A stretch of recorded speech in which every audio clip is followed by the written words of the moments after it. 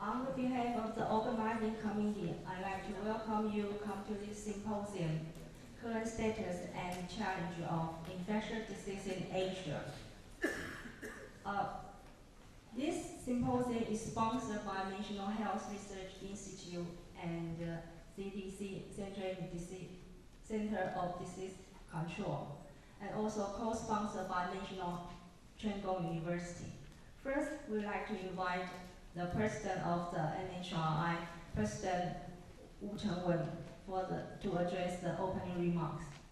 Dr. Su, Dr. Manto Ho, Dr. Tony Chang, and Ju Zhang, the Director Chen, and Dr. Huang, and distinguished guests, ladies and gentlemen. On behalf of the National Health Research Institute, it's a great honor and privilege for me to greet all of you to this symposium on the current status and challenge of the infectious disease in Asia. I particularly would like to welcome our distinguished guests from abroad, including Belgium, Japan, Singapore, Thailand, United Kingdom, United States, and Vietnam. I'm very happy to see that we have a large audience, I was told about 500 in this symposium, coming from the local hospitals and clinics, the Center of Disease Control of the Department of Health, universities, and other research organizations throughout Taiwan.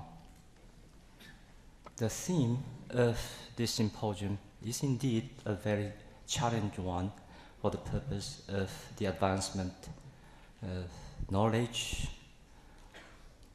for basic clinical and public health studies on infectious disease. And this is especially timing of this symposium to be held here today, because we all witness the urgent need of diagnosis, treatment, and even prevention during the recent several outbreaks of serious infectious disease in this region. Not long ago, in the December of year 2001, the WHO, the World Health Organization, held a conference in Hanoi City, Vietnam, entitled "The Challenging the Development, Accelerating the Development and the Introduction of a Dengue Vaccine for Poor Children." And you all know Taiwan is not a formal member of WHO, yet the organizer of this conference, Dr. Scott Hofstad from Rockefeller University, wrote a letter to me to invite me to attend this conference. And the reason for this, he explained in his letter, that he had surveyed the literature and identified 10 most important scientific publications on dengue research in the recent years, and he found that 6 out of them are from Taiwan, all supported by NHRI. Although regretfully, I could not go to Vietnam at that time, I did ask my colleague, Dr. Tony Chang from NHRI and Dr. Huang Yao from National Cheng Kung University to attend that meeting. Later, after their return, they did share with me the exciting progress and the new development of the therapy for hemorrhagic dengue fever. And as a matter of fact, you will know that now Taiwan has a hemorrhagic dengue fever outbreak, and we have 46 cases. So it will not take too long that the people in Taiwan will need to fight against this dreadful disease very hard.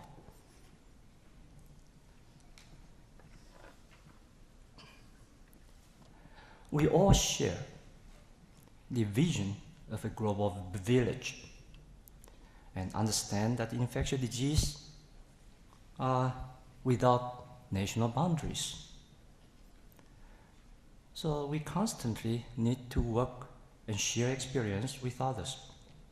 So I would like to urge the scientists from the Asia region to form a strong scientific community and to join our effort to fight against important infectious disease in this region. I believe that close collaborations of research and free exchange of information are the key to the success for the control of infectious disease, which will go beyond the national boundaries. And a very dynamic network of collaborative research on infectious disease will certainly benefit the health for all. So I would like to take this opportunity to express my appreciation to the Center of Disease Control of the Department of Health and to National Tsinghua Gong University for co-sponsoring this symposium, this important symposium. And this is a good example how the government, university, and research organization can work together in an attempt to solve the problem of infectious disease. And I especially like to thank the organizing committee, chaired by Dr. Yiren Su, the director of the Division of Clinical Research at NHRI, together with many other of my colleagues and scientists in Taiwan who had devoted a great deal of time and energy to organize such an excellent scientific program. And it is not possible, or this wonderful symposium is not possible without their effort and contribution. So finally, I wish you have a very successful meeting and will hope you to enjoy the excellent presentations and stimulating discussions today and tomorrow.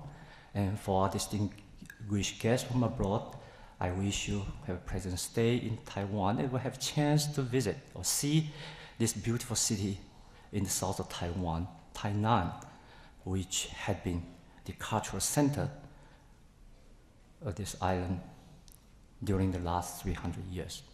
Thank you very much for your attention.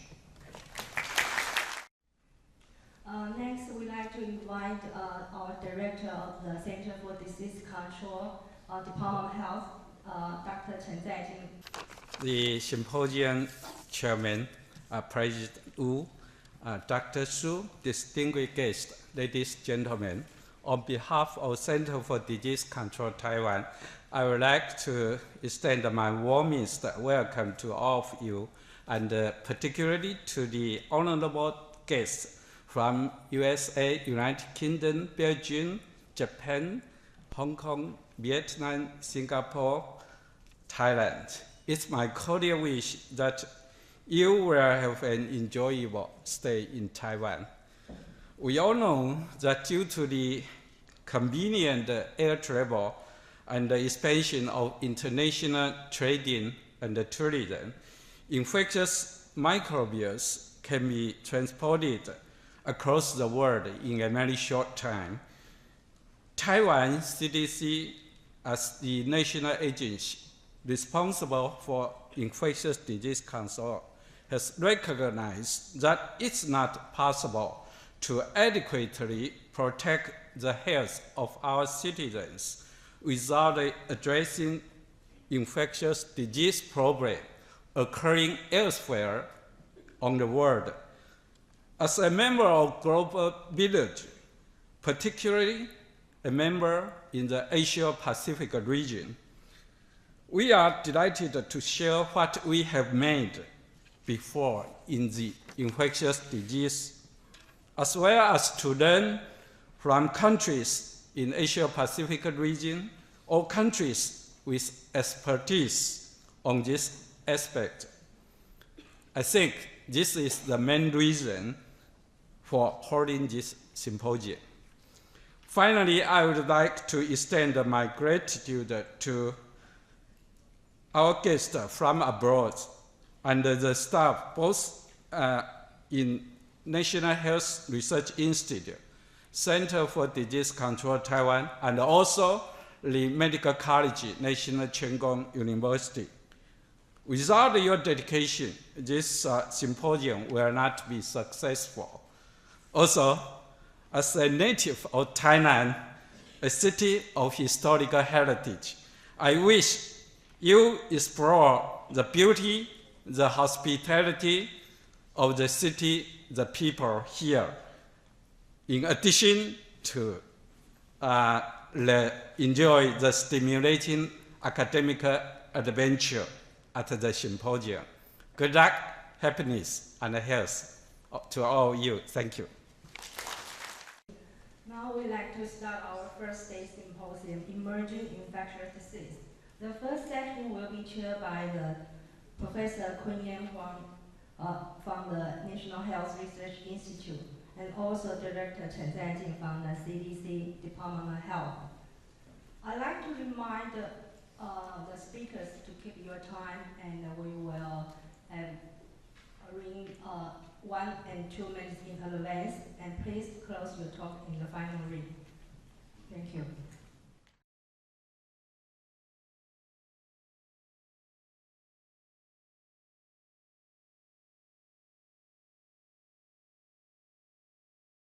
Well, I'm sure Director General Chen of the CDC shared with me the sense of honor of co-chairing this first session of a very interesting program, I think. And I have a strict instruction from the organizing committee to observe the time limit. Therefore, I expect the cooperation and from speakers and audience alike. However, the first person I'm going to introduce needs a few minutes, and I hope it will be counted as part of his share of time. Well, Monto actually is the reason today we are gathering here today. I mean, for symposium, and it's amazing. Anyone who has read his book or knows his past history, he's a product of many different cultures, education. He went through so many schools, different schools, and he's a product of East and West culture. But the most important thing I want to point out is he attended Xinan Tsinghua, and then Harvard and Stanford, all first-rate educational institutions. He graduated finally from Harvard, but his undergraduate was political science. He's not an easy man to tackle with. Okay, he graduated from Harvard in early 1950s, and he worked with the big names such as John Anders, Max Whelan, and Dr. Cass. And it was a turning point was in 1959 he went over to Pittsburgh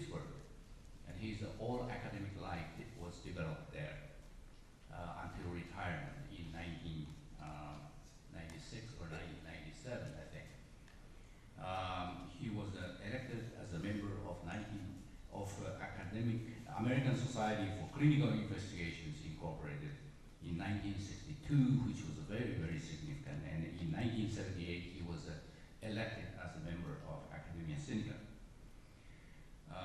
He was the chairman of the Department of Infectious Disease of the Graduate School of Public Health at the University of Pittsburgh when he retired. So he still holds the emeritus status of that position. He came to NHRI in 1997 to tackle a very tough problem. And I must say his interest in his research career ranged a very wide range of interests of Asians, but he came here to tackle a very tough problem, and that problem is the title of his presentation, Emerging and Re-Emerging Infectious Antimicrobial Resistance, a global problem in Taiwan. I think it's a very tough problem, which he handled very well, and gave us a very good start for NHRI. Mondo. Dr. Chen, Dr. Su, President Wu, Dr. Zhang, and fellows who come from home, Taiwan, and abroad. In introducing this symposium, Dr. Su, originally I had intended only to speak about our work here, but he asked me to give an introduction to this whole topic of this symposium, which is current status and challenge of infectious diseases in Asia. Now, besides doing this, and after listening to Dr. Su's presentation last night after the dinner, I moved to do something else, because this symposium marks a new beginning for the Division of Clinical Research of NHRI. You all know that Dr. Su Yiren is the new director of this division. And you may or may not know that he has devised a very, very ambitious and far-reaching plan for this division. To make a long story short, he wishes to make this division the Pasteur Institute of Taiwan. In other words, besides bacteria, he will be interested in viruses and fungi and other microbial agents. Now, I think this is very significant because when we look into history and go back to the origin of the word, emerging infections. This came about in 1992 when Joshua Lederberg, which is an American novelist, he was head of a committee which wrote an Institute of Medicine paper called Emerging Infections, Microbial Threats of Health. He said to the United States, but I left that out because really it applies to the whole world. And this particular paper, one of its seminal points is this word, emerging.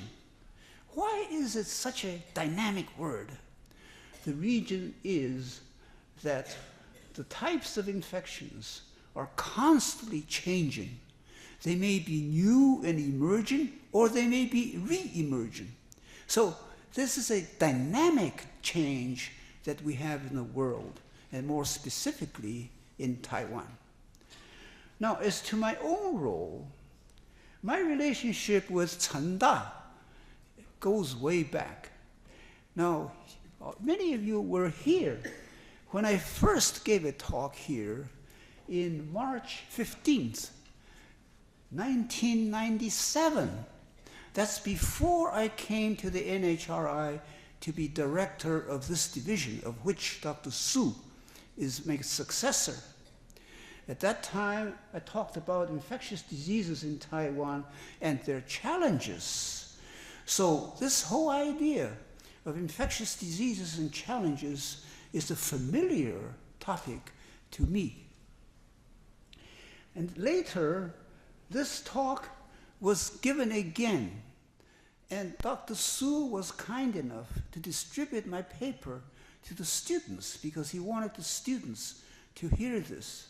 And I appreciated this very much because it was the blueprint of my thinking before I came to NHRI to do what I did, which is Dr.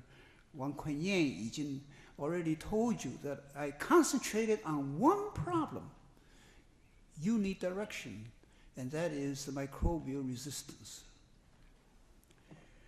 Now, before we go into that,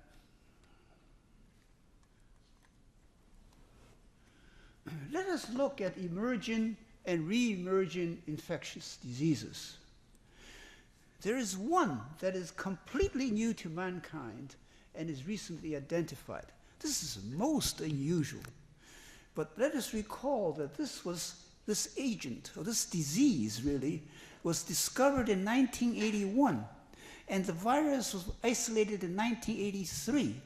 And this morning, after me, you will hear several talks from Taiwan and from other countries about the situation of AIDS. Because after 20 years, this particular virus is still rampant and a major challenge to mankind. Then we have other agents which are known agents, but they're new mutants. And it's quite accidental that right now, this minute, it has been reported that in China, southern China, in the vicinity of Hong Kong, the H5N1 virus has reappeared. Its first appearance was in 1997 in chickens in Hong Kong. And then at that time, it infected about a dozen people. But now, we may be in the beginning of a major outbreak of this particular mutant of a known virus. Now, this particular mode of new mutants of old Asian agents is a familiar one, and it applies to many other diseases. For example, it applies to Vibrio, cholera. Why does Vibrio cholera move from India to Latin America? This is probably because it involves a new mutant. Then we have newly identified agents, but old to mankind. A very good example is Legionella.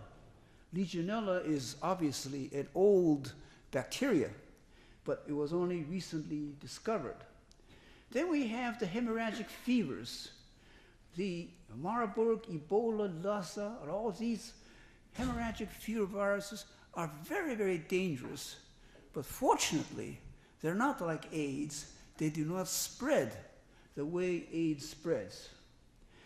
We have also in the Far East, the hantavirus, which is endemic and is a major cause of endemics in mainland China.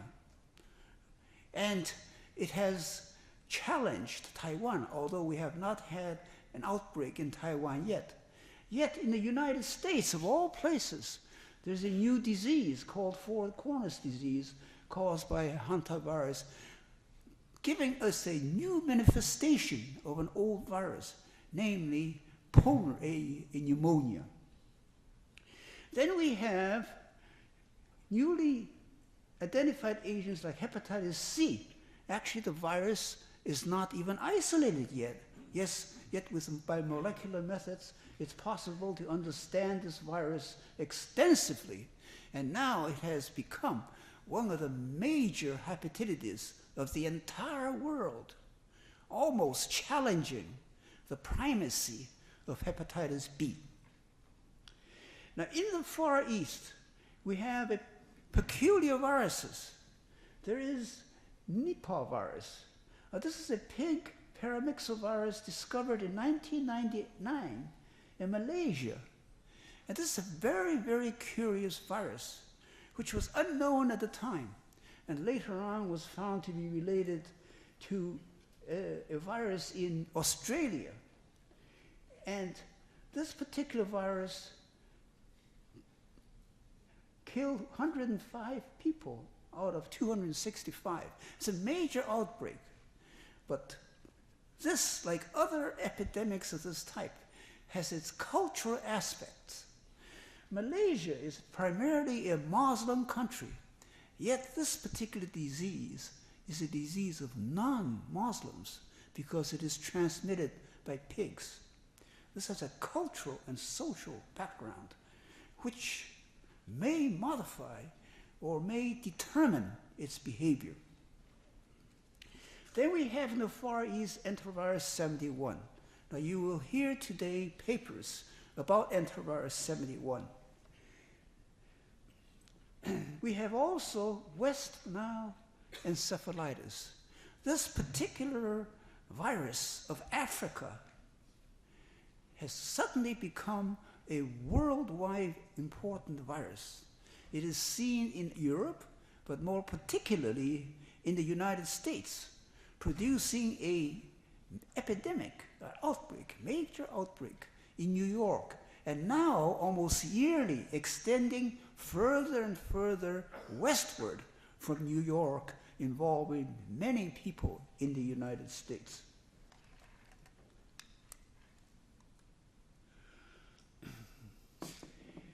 We have in the world other types of infectious diseases, are old diseases which have never been completely controlled. And some of them are very important in the Far East.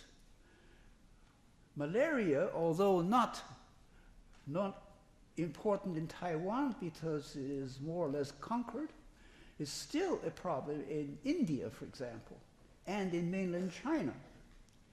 But in all the countries of the Far East, including Taiwan, tuberculosis is still a major problem. This is a disease whose scientific aspects are totally understood. The methods of control are clear-cut and should be enforceable in most countries. Unfortunately, it is not. There are many reasons for them, one of which it is that tuberculosis is frequently compounded by AIDS, and this is a worldwide problem. It is frequently the presenting infectious disease of AIDS itself. It is troubled by drug resistance. Resistance to drugs against the disease, like tuberculosis, or against the vector, like insects, mosquitoes. This type of resistance is one of the major factors accounting for the emergence and re-emergence of those diseases. Now, Dr. Wu has already mentioned dengue as a major problem. Again, this is very peculiar. It used to be that dengue is a tropical disease, but now it has spread to many parts of the world. It used to be endemic in Taiwan, once thought to be totally conquered, but now it has re-emerged in Taiwan. And most important of all, it has spread from the Far East to the Middle America, to Latin America. And not only has the disease spread, but a new form of the disease, which is dengue shock and hemorrhagic fever, has become prominent. Now, these new manifestations of clinical manifestations is again a hallmark of some of these emergent and re-emergent diseases. Then there are all diseases with new faces. Now, the most important of these is resistance. As I mentioned, resistance accounts for many aspects. This is most important in bacterial diseases. I mentioned some of these important resistance problems.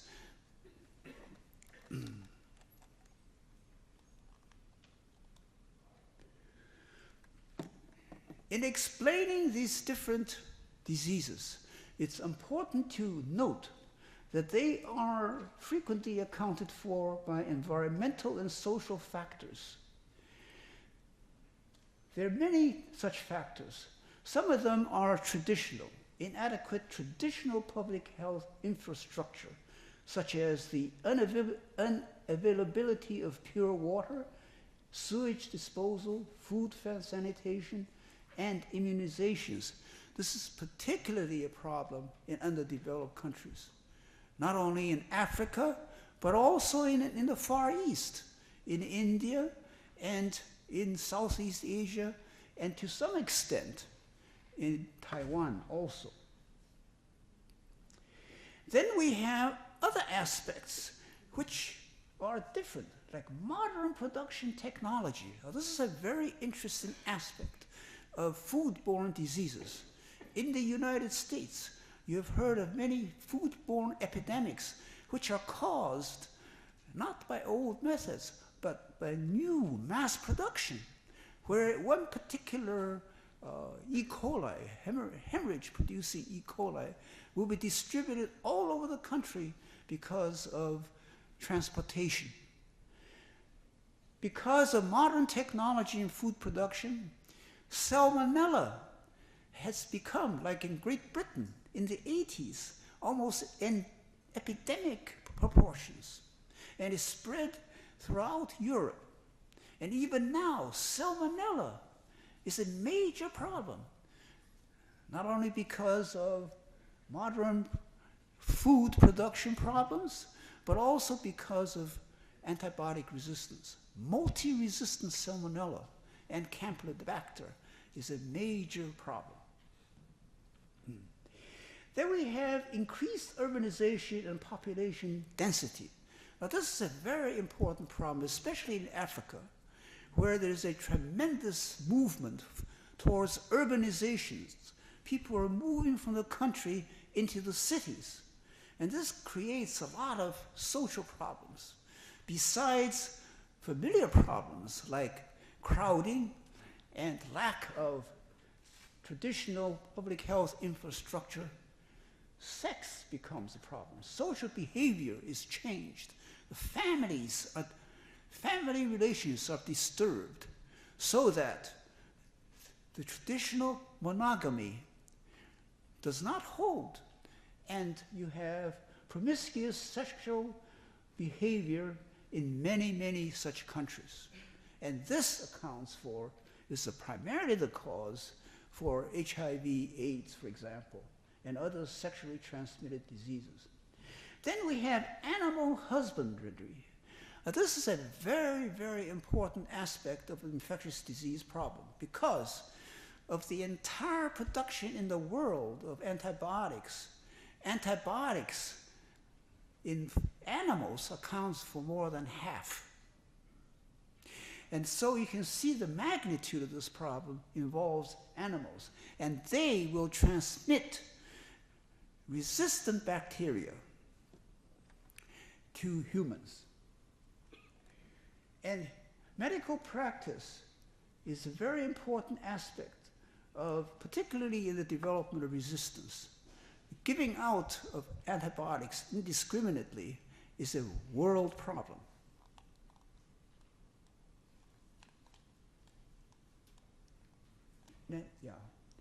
Then we have a new type of bioterrorism. Now, this is a new dimension after September 11th, 2001. And very shortly after that, there was an anthrax attack in the United States. Now, there's a very vigorous response to this by the United States government. For example, Bush budgeted $2.9 billion in January 2002. And there are many measures being undertaken by the CDC in the United States. But there are 3 categories of potential bioterrorist agents. So the most important ones are these 4. Of course, this may be a more remote problem in Taiwan at the moment, but we must be aware that this is possible. For example, social behavior, as a recent one in Korea, where there was a big fire. And this type of human behavior may be responsible for terrorism, even in places like Taiwan. I'd like to spend a few minutes on this microbial infectious reference lab. This was the beginning of my work. I came back to Taiwan in 1997. And at that time, we established a laboratory to do these 4 objectives: to do surveillance, to do individual research in important pathogen-antibiotic pairs. But we also had advocacy as one of our objectives, which is to promote a national effort to control antimicrobial resistance.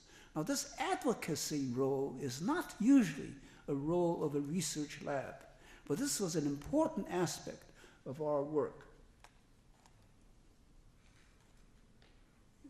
This doesn't work very well. Next, please. Initially, the group that we recruited included these people, and it included Dr.黄崑巖, who had just retired from being founding dean of Chanda Medical College. And he became a very important member, and he also succeeded me for a year or 2 after I retired, and before Dr. Su came on. And of all these people here, all except McDonald is absent. Dr. McDonald was a highly effective investigator who was with us only for 16 months. Yet within 16 months, he has been author or co-author close to 10 papers. And the papers that he is involved in are still continuing. Truly a remarkable person, and is one of the reasons for whatever it is that we have succeeded in doing. But as I mentioned, these other people will all be speaking to you, some of them about our work. Next, please. Now, the type of work we have been doing involves the 3 TSARs, which Mrs. Lauderdale will talk about. And then it involves investigation of molecular mechanisms of antibiotic and organism pairs. But in terms of food animals, we were the pioneers in doing something about this. And because of TSAR and work in this area, in the year 2000, the Control Yuan of the Taiwan government issued a corrective order to the Department of Health and to the Council Commission of Agriculture to correct their antibiotic policies. So this was a positive accomplishment. In other words, the government was trying to control what was going on, trying to correct the situation. Besides this, we have undertaken studies of antibiotic usage in hospitals with ex-fellows of our infectious disease training program. Now, this type of work has extended into hospitals and to determine the behavior of Taiwan's doctors in prescribing antibiotics. And finally, what I like to talk in more detail about is antibiotic usage in outpatient department. Next, please. Soon after what the Control Yuan did, we immediately realized that the Control Yuan can only concentrate on individual regulations and correction of these individual regulations. I mean, they can't have an all-around plan for their agencies to undertake. Now, this is where we came in, because we said in order to make a corrective measures complete, we have to have a positive measure to try to reduce antibiotic usage and reduce antibiotic resistance. I might remark that this type of procedure is not common in any country. It really has only been done in small, highly disciplined countries like Finland. Finland has done this. They have taken a problem of national resistance, like against penicillin, against streptococcus, and they have an educational program to reduce the use of erythromycin in outpatients. And in the course of 4 or 5 years, the resistance rate of streptococcus against erythromycin went from about 40% to about 5 or 6%. This is a demonstration that you can reduce antibiotic usage and that such reduction will reduce resistance. So because of this, we have 2 programs how to reduce antibiotic consumption. One is improper use of antimicrobials in hospitals for prophylaxis against wound infections and clean surgeries. Now, this project was accepted by the Department of Health, and it is now being conducted under a committee by Dr. Zhang Sanqun. Second is an improper use of antimicrobials in viral upper respiratory infections. Now, this particular project was accepted by Dr. Zhang Hongren, the new CEO of the National Health Insurance Bureau. Next, please. And this new rule, the Bureau of National Health Insurance, was in February 2001. This new rule is that upper respiratory infections, such as common cold, which are virus-derived, should not be treated with antimicrobials. If they are used, evidence of bacterial infection should be provided. So this is a new rule. Now, what is the effect of this rule? That became then our next job. Next, please.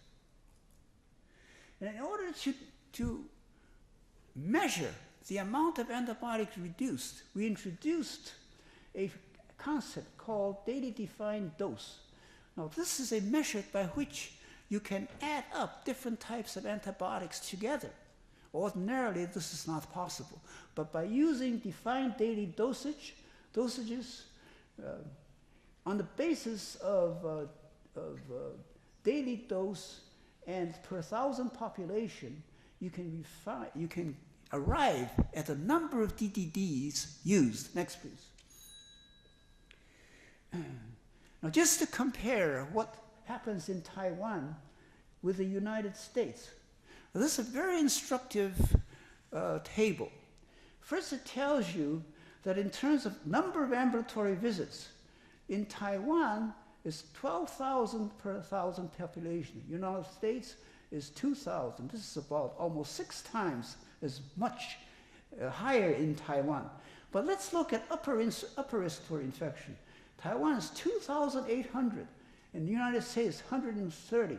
This is 20 times higher in Taiwan. But remember, for every visit in Taiwan, 50% get antibiotics. So you can imagine the astronomical amounts of antibiotic that is used in the outpatient for upper respiratory infection. Next, please. The types of antibiotics that is used in year 2000. Now remember, our new rule is in 2001, February 1. And if you look at the types used, that is mostly aminopenicillins and first-generation cephalosporins. These are 2 major ones. Now, all of these, after year 2001, the difference here, minus 34%, 36%. The average is minus 25%. Next, please. Now, this gives you an idea of the amount of antibiotic consumption throughout the world. In the northern European countries are especially good in this area, like Holland and Sweden. The entire country, practically, like Norway, they use about 8 to 10 DDDs. This includes hospitals. But in Taiwan, For ambulatory patients alone, you see, this is in the year 1999 is 28.4. Very, very much higher. Now, after 2000 and 2001, there's a great reduction. Next, please. Now, I just want to give you some idea what this reduction has been. This is year one for upper respiratory infection. In 1999 is 8.2. Year 2000, 7.1. 13% reduction. But after the new rule in 2001, for that particular year, it's 63.4% reduction in amount of antibiotics. And for all respiratory infections, it's less. But for all antibiotic usage, it's 34.2. So this is the record of this particular measure, which has to be considered successful. But this is not the end of the story, because this may be 1 year. Will it be the same 3 years from now, 4 years from now? There's still a great deal of work to be done in order to make this truly effective. But the proof of the pudding is, will antibiotic resistance be lowered? Now, Mrs. Lauderdale will give you some results for the most recent TSAR-3. Next, please. Now, in terms of dollars saved, next, please. You have here reduction for, in dollars, 71% reduction in amount of money. And the total amount for all antibiotics is 41%. Last slide, please. The antibiotic consumption work has been done in very close collaboration with Dr. Xiong Zhao and her group, and also with the help of the CEO of the Bureau of National Health Insurance, Zhang Hongren. I might say that Zhang Hongren is a convert to our way of thinking. After knowing him and befriending him, he has become thoroughly convinced about the importance of reducing antibiotic consumption and antibiotic resistance. And immediately, as soon as he became CEO of the Bureau of National Health Insurance, he issued the new rule. So you can see that Taiwan is not like the United States. In Taiwan, intelligent, effective government measures are possible. This cannot be done in the United States. So in many ways, we have advantages over big countries like the United States. I frequently say that we should learn not from the United States, but learn from the smaller, highly disciplined Northern European countries like Finland, Norway, Sweden, and Holland. Thank you. Thank you very much, Mongo, for your very comprehensive description of what you have accomplished and what Merle has accomplished. With the permission from the chairman of the organizing committee, may I have one question? Dr. Su, is that okay? One brief, very brief, urgent question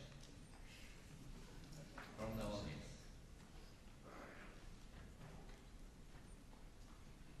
No question. I have one very urgent question. I think different interested groups have different reasons to oppose WTO. I, as a man who has been involved in medicine and microbiology and infectious disease, will WTO, because you did mention food processing, will WTO accelerate the globalization of infectious diseases and spread of salmonella or other diseases, infectious disease? Do you know what I mean? You mean the WHO? WTO. You know, the food processing and so forth, the distribution of products from different countries. Will they have rules. I think one of the reasons, now I have not gone to details about the agricultural aspects and the work that we have done with the Council of Agriculture, but one of the things that concern them are the international rules in trade concerning food products and the presence of antibiotics in them and so on, because this is now becoming international, and this actually is one problem.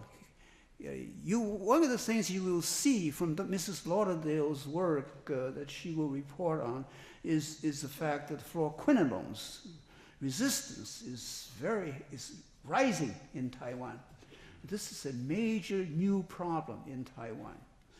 And this is partly, at least partly, due to the use of fluoroquinolones for food animals.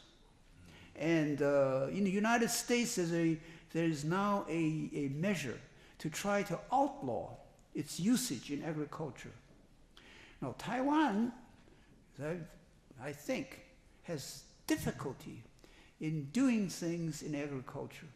And one of the reasons, I think, is because of the power, the power base of the commercial companies. Okay, thank you very much.